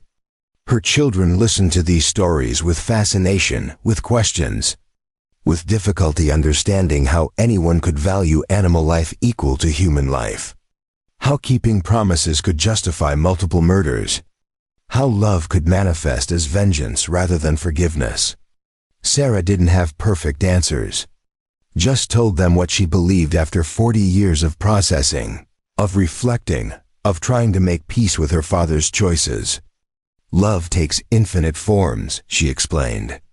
For your grandfather, love meant loyalty so absolute it accepted no compromise, no surrender, no half measures. When someone he loved was murdered, love demanded complete response, total vengeance, making the guilty pay regardless of personal cost. That's not how most people love. Not how safe people love. But it's how warriors love, how Apache love, how people who live outside civilization's boundaries love. It's fierce. It's absolute. It's terrifying. But it's real. It's honest. It's pure in ways that comfortable love never achieves. One of her granddaughters, a girl named Lobo, after the wolf in the stories, asked the question Sarah had asked herself 10,000 times. Was it worth it, grandmother? Was keeping a promise to a dead wolf worth 4 human deaths? Worth your father dying? Worth you growing up without him? Worth all the pain? Was loyalty really worth that much? Sarah considered the question carefully, giving it the respect it deserved, refusing easy answers that simplified complexity. I don't know, she admitted. I still don't know after all these years, after all this time, after all this reflection. Part of me says no. Says my father should have chosen life, should have accepted incomplete vengeance, should have valued future with me over promises to the past. That part is angry, bitter, feels abandoned. But another part, deeper part, more honest part, says yes. Says what my father did was expression of love so pure it couldn't compromise, so absolute it couldn't accept injustice, so complete it valued keeping promises over personal survival. That part understands. That part honors his choice. That part recognizes he died as himself, true to his values, faithful to his bonds. Complete in ways most people never achieve because we compromise constantly. We accept partial justice constantly. We break promises when keeping them becomes inconvenient. My father never compromised. Never accepted partial anything. Never broke a promise regardless of cost. That's rare. That's valuable. That's worth something even when it costs everything. The granddaughter absorbed this, young face serious, processing complexity that had no easy resolution. So love means different things to different people, she said slowly. Means keeping promises even when promises demand terrible prices. Means loyalty even when loyalty seems crazy. Means refusing to compromise even when compromise would save you. Yes, Sarah confirmed. That's exactly what it means. Love isn't one thing. Isn't one way. Isn't one path. For most people, love is comfort, safety, choosing life, choosing future, choosing compromise that allows survival. But for some people, rare people, fierce people, people like your great-grandfather, love is absolute loyalty, keeping promises regardless of cost, refusing to let evil win even when fighting means dying. Neither way is wrong. Neither way is right. Both are love. Just different expressions of the same fundamental truth, that connection matters, that bonds define us. That who we love and how we love them reveals who we truly are beneath everything else. Years later, when Sarah was dying, when cancer was claiming her despite doctors' efforts and family's prayers, and her own stubborn refusal to surrender, she had a dream. In the dream she was young again, standing on her father's ranch, watching sunset paint the Arizona desert in colors that seemed too vivid to be real. Her father walked up beside her, looking exactly as she remembered him at 64, weathered and hard and absolutely himself. Lobo trotted beside him, massive gray wolf with amber eyes full of intelligence and loyalty and love. "I'm sorry," her father said in the dream. "Sorry I chose as I did. Sorry I left you. Sorry I valued promises over presence, loyalty over longevity, completion over compromise. I hope you understand. Hope you forgive. Hope you know it was never rejection of you. It was just being who I was. Being what I had to be. Being complete." "I understand," Sarah replied, and in the dream she meant it fully, accepted it completely, made peace she had never quite achieved in waking life. "I forgive you. I love you. I honor your choices even when they hurt me. You were true to yourself. That's rare. That's valuable. That's everything." They stood together watching the sunset. Man and daughter and wolf, family reunited in dreams if not reality, connected across death and time and all the years of separation. Then Sarah woke, took her final breath, died peacefully with smile on her face, with understanding finally achieved, with peace finally found, and somewhere, somehow, in whatever existence followed this one, maybe she joined them. Maybe the three of them walked together through endless desert under permanent sunset. Maybe bonds that love created persisted past death, past ending, past everything. Maybe loyalty really was eternal, and promises really did transcend mortality, and love really was worth whatever cost it demanded. Or maybe not. Maybe death was just ending, just silence, just nothing. But Sarah chose to believe otherwise. Chose to believe her father's choices had meaning. Chose to believe love persisted. Chose to believe some bonds were eternal. And that belief, that choice, that faith was its own kind of loyalty, its own kind of promise-keeping, its own kind of love reaching across death to honor connections that mattered, that defined, that made life meaningful regardless of how it ended. The story of Ohansi Grimstone and Lobo became legend in Arizona territory, passed through saloons and trading posts and campfires, growing with each retelling until facts blurred into mythology, until the old Apache gunslinger became symbol rather than man, until the wolf became spirit guide rather than animal, until their bond represented something larger than individual tragedy. Something that spoke to fundamental questions about loyalty, love, and the prices people paid for keeping promises in a world that valued compromise over conviction. By 1900, 16 years after the events, 3 different dime novels had fictionalized their story, each version more dramatic and less accurate than the last, each author adding elements that never happened, removing complexities that didn't fit narrative conventions, transforming real people into archetypes that satisfied readers' expectations rather than honoring actual truth. But among the Apache people, among the scattered remnants of Chiricahua bands who survived reservation life and government, oppression and systematic destruction of their culture, the story remained accurate, preserved through oral tradition, passed from elders to children with emphasis on details that white authors ignored or couldn't understand, with focus on what the story revealed about Apache values, Apache honor, Apache understanding that some bonds transcended survival, that keeping promises mattered more than longevity, that being true to yourself and your commitments defined whether life had meaning regardless of how long that life lasted. Young Apache men heard the story and learned that warrior codes persisted even when warrior cultures were destroyed, that individual honor mattered even when collective power was broken, That one man living according to traditional values proved those values remained relevant, remained powerful, remained worthy of preservation despite everything that had changed. In 1923, a young anthropologist named Margaret Fletcher came to Arizona researching Native American responses to cultural disruption, interviewing elderly Apache about how they had adapted to reservation life, how they maintained identity when everything familiar had been stripped away, how they passed traditions to generations born into circumstances completely different from anything their ancestors had known. During her fieldwork, she repeatedly heard references to Honzi Grimstone, to the warrior who had left the reservation rather than accept confinement, who had mastered white weapons and white ways while remaining fundamentally Apache in values and worldview, who had proven that adaptation didn't require surrender, that learning enemies' methods could be a tool for preserving your own identity rather than abandoning it.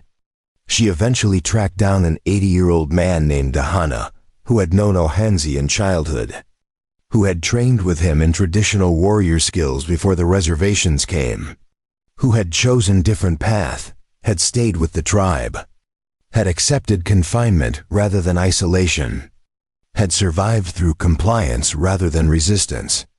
Dahana agreed to tell her everything he remembered about his childhood friend, about the choices that had diverged their paths, about what Ohanzi's story meant to Apache people, who struggled daily with questions about whether preserving culture was worth the suffering that preservation demanded, whether adapting was wisdom or betrayal, whether survival through compromise was victory or defeat.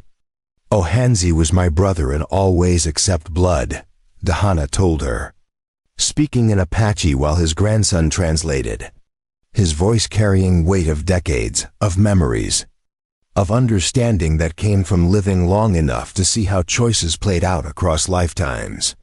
We trained together under the same elders, learned the same skills, made the same promises to honor our people, to preserve our ways, to resist the white invasion that was destroying everything we knew. But when the soldiers came, when they forced us onto reservations, when they demanded we surrender our weapons and our freedom and our identity in exchange for survival, we chose differently. I chose to stay with the tribe, to accept confinement, to believe that preserving community was worth accepting restrictions, that staying together mattered more than staying free. Ohanzi chose differently, chose to leave rather than surrender, to preserve his individual honor even if it meant abandoning collective identity, to remain free even if freedom meant isolation, meant loneliness, meant existing outside both worlds without truly belonging to either. Fletcher asked the obvious question, the one that had troubled her throughout her research. Which choice was right? Which path honored Apache values more authentically? Staying and preserving community through compromise, or leaving and preserving individual honor through resistance? Dahana smiled, old face creasing with expression that suggested the question itself revealed misunderstanding. Both choices were right, he replied. Both honored our values. Apache culture has always recognized that individuals must follow their own path, must make choices that align with their personal medicine, must be true to themselves even when that truth conflicts with community preferences. I needed to stay. My medicine, my purpose, my path required maintaining connections, preserving collective identity, ensuring our people survived even if survival demanded accepting conditions our ancestors would have rejected. Ohanzi needed to leave. His medicine, his purpose, his path required absolute freedom, required refusing compromise, required being warrior in traditional sense, even when traditional warfare was no longer possible. Neither of us was wrong. Neither betrayed our people. We simply honored different aspects of what it means to be Apache. But he died violently, Fletcher pressed. Died young. Died alone except for his daughter. Died accomplishing nothing except revenge for a dead animal. How is that honoring anything except personal obsession? You misunderstand what happened. Dahana corrected gently. Ohanzi didn't die accomplishing nothing. He died proving that Apache values persisted, that warrior codes remained relevant, that loyalty transcended convenience, that keeping promises mattered regardless of cost. He showed that one man living according to traditional principles could challenge injustice, could hold evil accountable, could refuse to accept that might makes right or money purchases immunity from consequences. That's not nothing. That's everything. That's proof our culture survives not just in reservation borders or government records, but in how individuals choose to live, to act, to honor bonds that define them. Fletcher spent 3 months interviewing other Apache elders, documenting different perspectives on Ohanzi's story, discovering that opinion was divided not about whether his choices were justified, but about what those choices meant for Apache people navigating impossible circumstances, trying to preserve identity while adapting to realities that demanded change, trying to honor ancestors while preparing descendants for a world completely unlike anything previous generations had known. Some viewed Ohanzi as hero, as model of uncompromising integrity, as proof that traditional values could persist even in modern context. Others viewed him as tragic figure, as someone whose inability to compromise led to unnecessary death, whose rigid adherence to warrior codes prevented him from adapting, from surviving, from contributing to communities' long-term preservation. But everyone agreed on one point. The bond between Ohanzi and Lobo was extraordinary, was profound, was example of connection that transcended normal relationships, that demonstrated how loyalty could exist between different species, how family could be chosen rather than inherited, how love could manifest in ways that defied conventional understanding. That bond, that loyalty, that love was worth remembering, worth honoring, worth preserving in stories that taught future generations about values that mattered more than survival, more than comfort, more than safety. Fletcher's research was published in 1925 as academic monograph that 300 people read. Most of them scholars interested in anthropological questions about cultural adaptation and identity preservation. But she also wrote popular article for Harper's Magazine that reached broader audience, that introduced Ohanzi and Lobo's story to readers across America. That sparked conversations about whether loyalty justified violence, whether promises should be kept regardless of cost, whether love for animals could legitimately equal or exceed love for humans, whether vengeance was ever appropriate response to injustice. The article generated hundreds of letters, opinions ranging from absolute condemnation to complete support, from people who viewed Ohanzi as murderous savage who deserved execution to people who saw him as hero who stood against corruption and proved that one person could make difference, could challenge power, could enforce justice when systems failed.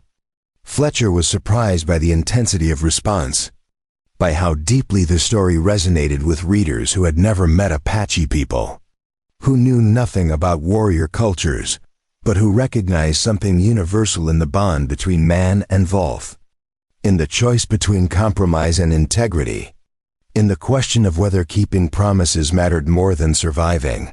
One letter particularly moved her.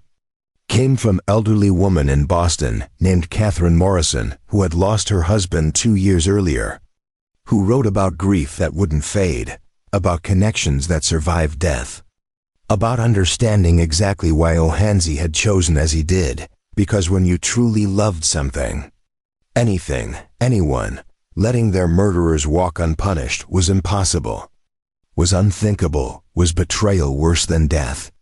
Morrison wrote that she had never owned a wolf, had never fired a gun, had lived peaceful life in civilized city, surrounded by law and order and social structures that supposedly prevented the kind of violence Ohanzi had committed.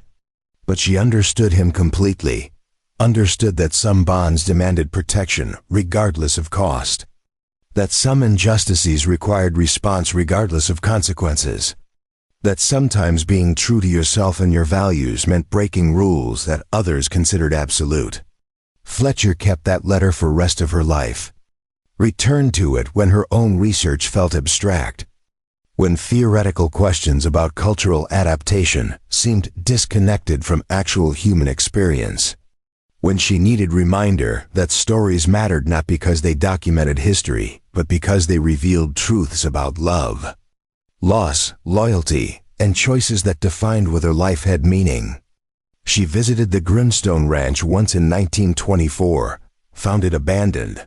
The house collapsed, the graves barely visible beneath 40 years of desert reclamation. But the stone markers Sarah had commissioned remained intact, weathered but readable. Still telling the story to anyone who cared enough to visit the location, where nothing remained except memories and monuments. Fletcher photographed the graves, documented their location, published the photographs in her monograph with caption explaining that this was where the story ended, where man and Wolf rested together, where love and loyalty had created bonds strong enough to transcend death. But she was wrong about where the story ended. The story didn't end at those graves. Didn't end with Ohanzi's death. Didn't end with Sarah's forgiveness or the Apache elders' preservation of memory or the academic documentation of events. The story continued, evolved, persisted through generations of people who heard it and recognized something true, something important, something worth preserving. In 1967, a young Apache activist named James Redwing used Ohanzi's story during protests against government policies, against broken treaties, against systematic oppression that continued even after civil rights movements supposedly addressed inequality. He invoked Ohanzi as symbol of resistance, as proof that individual action mattered, that standing against injustice was worth personal cost, that refusing to compromise with evil was form of power that systems couldn't control, couldn't contain, couldn't defeat. His speeches drew connections between historical figures like Ohanzi and contemporary struggles. Argued that warrior spirit wasn't about violence, but about integrity. About being true to values even when being true demanded sacrifice. About honoring bonds even when honor wasn't convenient. The comparison troubled some Apache leaders who felt Redwing was romanticizing violence, was encouraging confrontation that would bring government crackdown, was invoking warrior traditions in ways that ignored how those traditions had contributed to Apache defeat, to loss of land, to confinement on reservations. But others supported him, saw value in remembering that Apache people had history of resistance, had tradition of individuals standing against overwhelming power, had cultural memory of warriors who chose death over surrender, honor over survival, loyalty over compromise. That memory mattered. That tradition persisted. That history informed present even when present circumstances seemed completely different.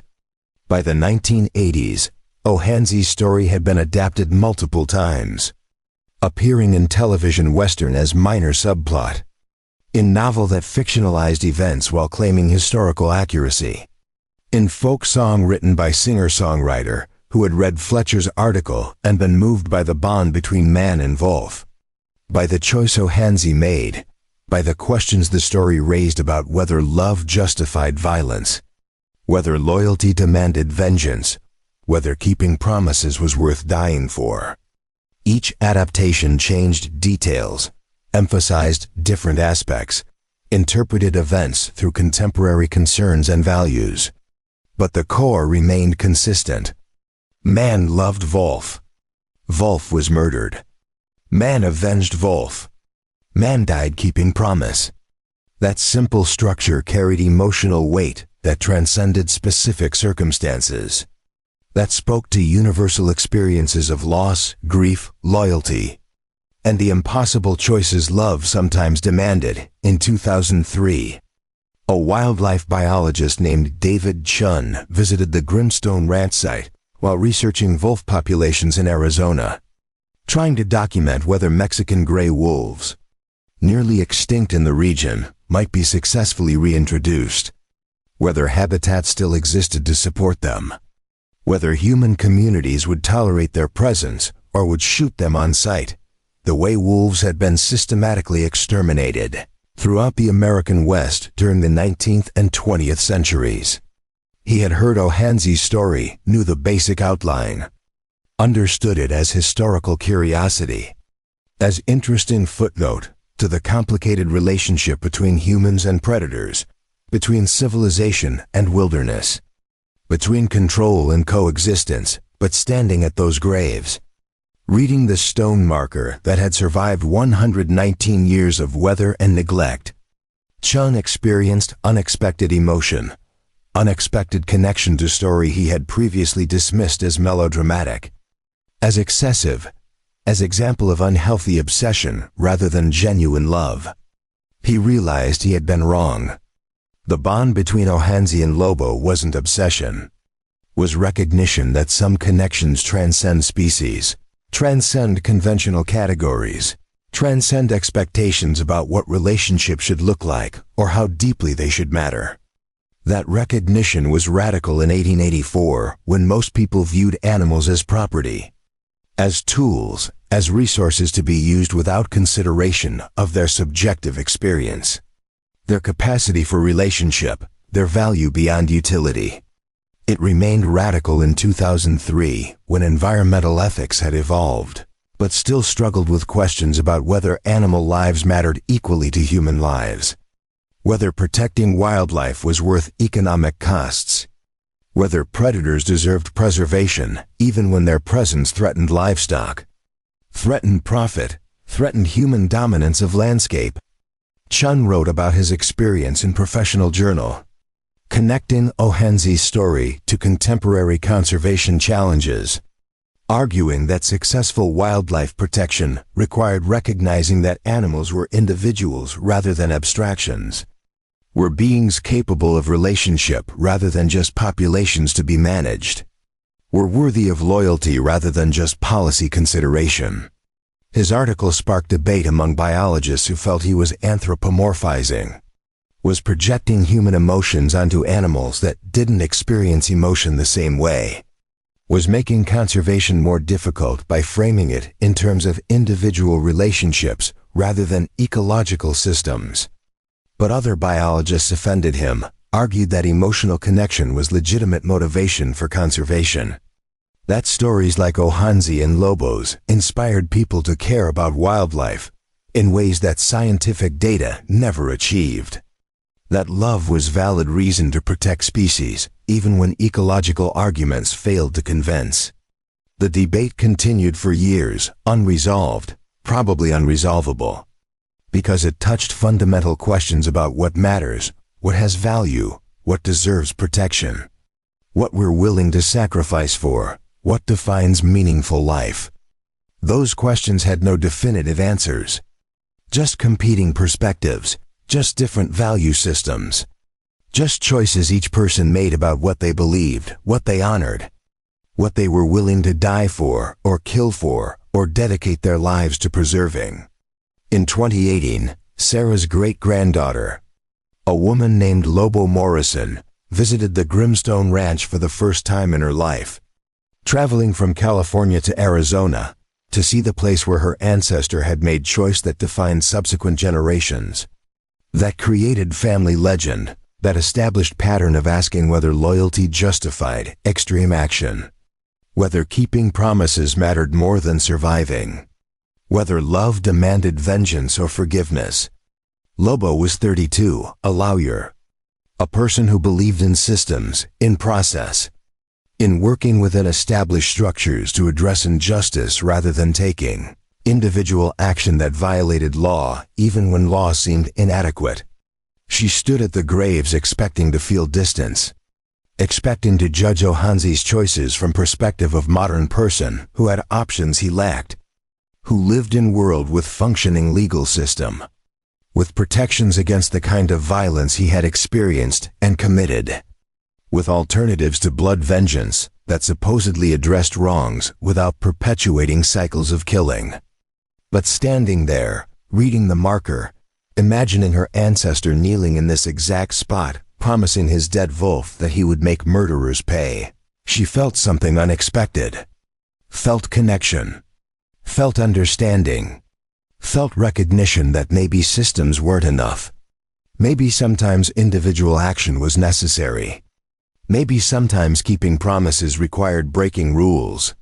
Maybe sometimes being true to yourself meant accepting consequences that others would judge harshly. She stayed at the graves for 3 hours. Longer than intended, longer than made sense. Unable to leave without somehow acknowledging what had happened here, without honoring the choice Ohanzi made, without accepting that his values, his priorities, his understanding of loyalty was valid even when it contradicted everything she believed about how civilized people should behave. Before leaving, she spoke aloud, not praying exactly, but not just talking to herself either. Addressing the man and wolf buried beneath desert soil. The ancestor she had never met, but who had shaped her family's identity through their actions, through their bond, through their choices. "I don't know if you were right," she said. "Don't know if killing 4 men was justice or just revenge dressed up as justice. Don't know if loyalty to a wolf justified dying at 64, justified leaving your daughter alone, justified violence that solved nothing except satisfying your need to keep a promise. But I know you were honest. Know you were true to yourself. Know you lived and died according to values you believed in. Values you wouldn't compromise, even when compromise would have saved you. That's rare. That's valuable. That's worth something even when I can't fully endorse what you did. Even when I'm grateful, I live in a world where I don't have to make such choices. Where systems mostly work, where justice is mostly possible without personal vengeance. Thank you for being who you were. For loving how you loved. For proving that bonds matter, that loyalty matters, that keeping promises matters. Rest well, both of you. You earned it."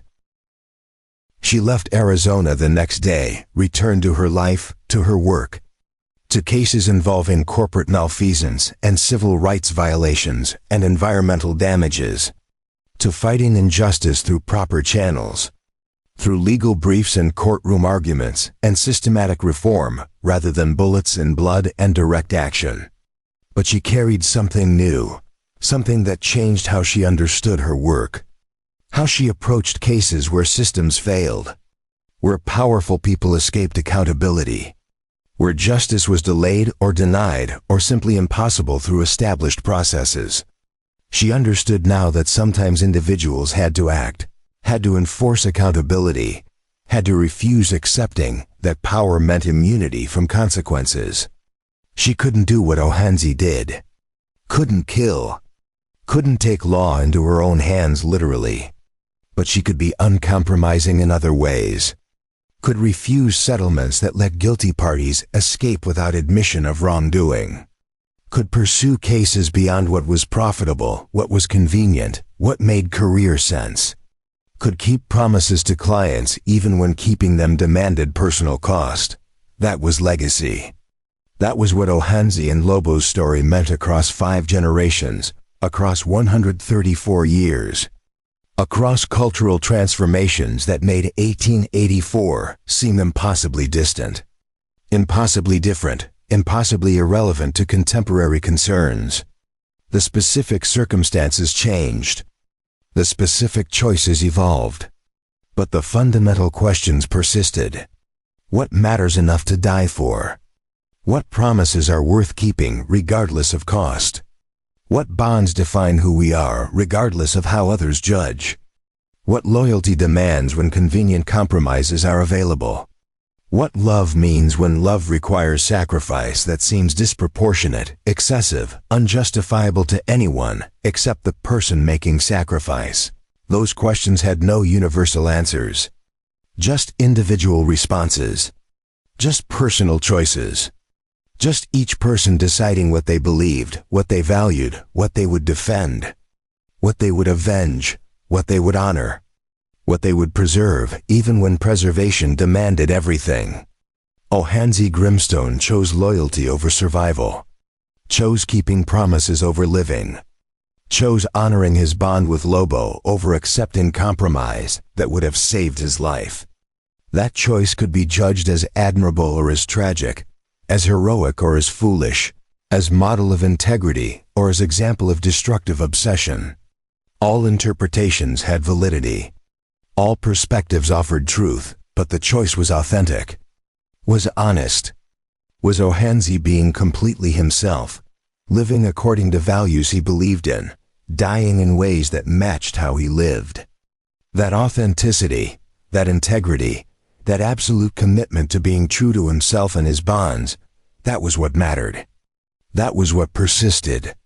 That was what made the story worth telling, worth preserving, worth passing to generations who would face their own impossible choices, their own questions about loyalty and compromise, their own moments when keeping promises would cost everything, at those graves in Arizona desert, beneath weathered stone that would eventually crumble like everything physical eventually crumbles.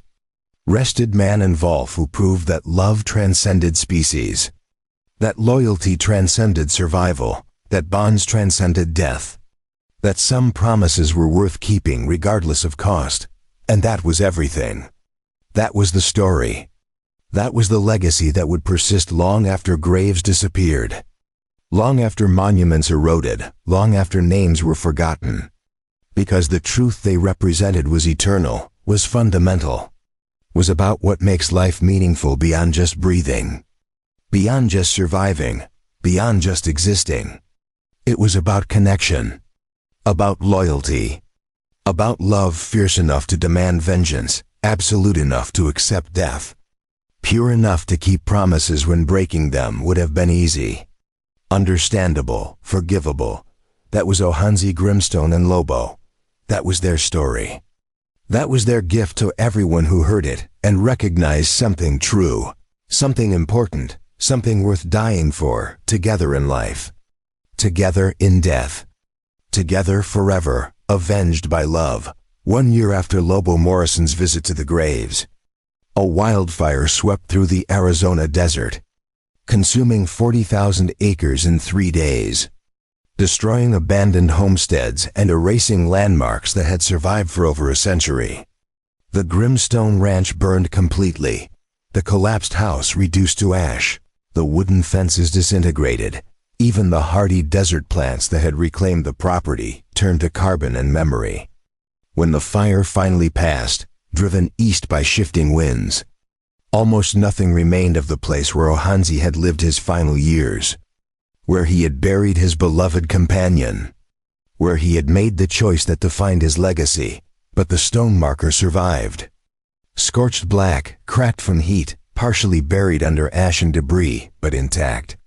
The words Sarah had commissioned 135 years earlier remained readable, still telling the story to anyone who cared enough to search through the burned landscape, still marking the graves that fire couldn't reach, still testifying the bond that transcended death and now apparently transcended fire as well.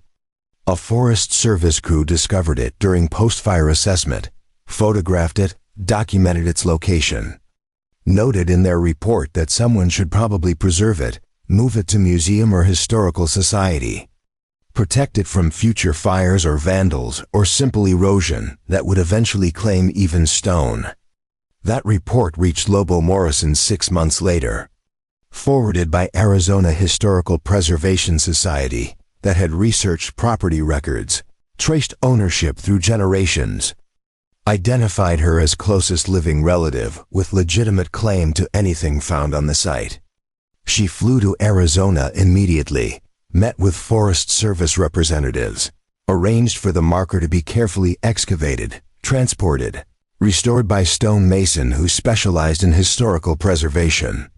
The restoration took 3 months, cost more than she could reasonably afford, required calling in favors from colleagues and friends who understood this mattered to her, in ways that exceeded rational explanation.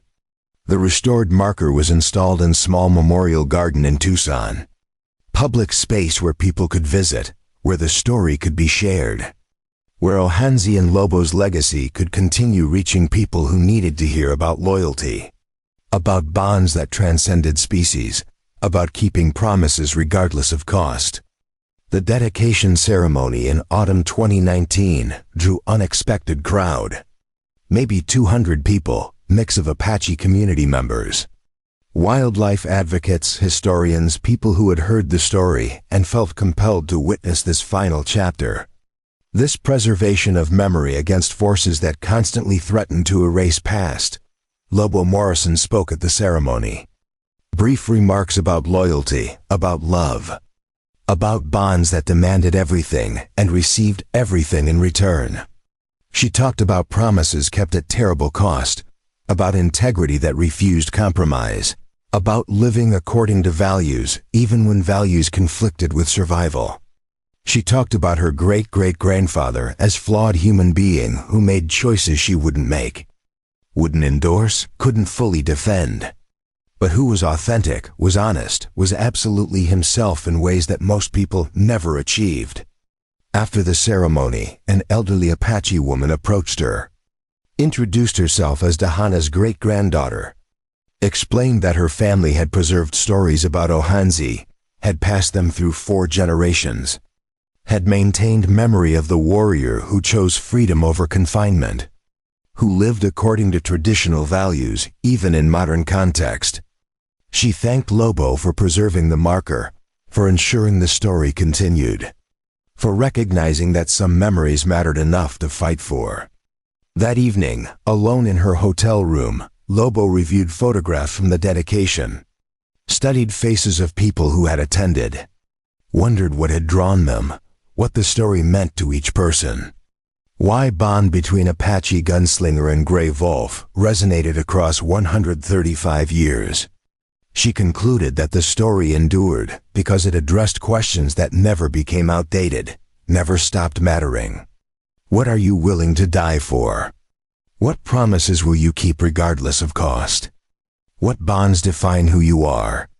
What does loyalty demand when loyalty conflicts with survival? Those questions confronted every generation, every culture, every individual who lived long enough to face impossible choices, who loved deeply enough to consider extreme actions, who valued connections enough to defend them. Ohanzi Grimstone had answered those questions absolutely, uncompromisingly, fatally. His answer wasn't the only valid answer, wasn't necessarily the right answer, but was honest answer, was authentic answer, was answer that revealed who he was completely. The memorial garden closed at sunset, but Lobo walked back after dark, stood before the marker in moonlight, read the words one more time. Ohanzi Grimstone, 1820 to 1884, Apache warrior, devoted father, loyal friend. Lobo, 1867 to 1884, faithful companion. Together in life, together in death, together forever. Avenged by love, she placed her hand on the cool stone, feeling connection across 5 generations, across 135 years, across everything that separated her comfortable modern life from his violent frontier existence. Thank you, she whispered, for being who you were, for loving how you loved, for showing that bonds matter more than survival, that loyalty transcends death, that keeping promises is worth everything. Your story lives. Your legacy continues. You're not forgotten. Somewhere in the desert night, a wolf howled. Distant, wild, free. Maybe coincidence. Maybe just animal expressing territorial claim. Or maybe something more. Maybe message. Maybe acknowledgement.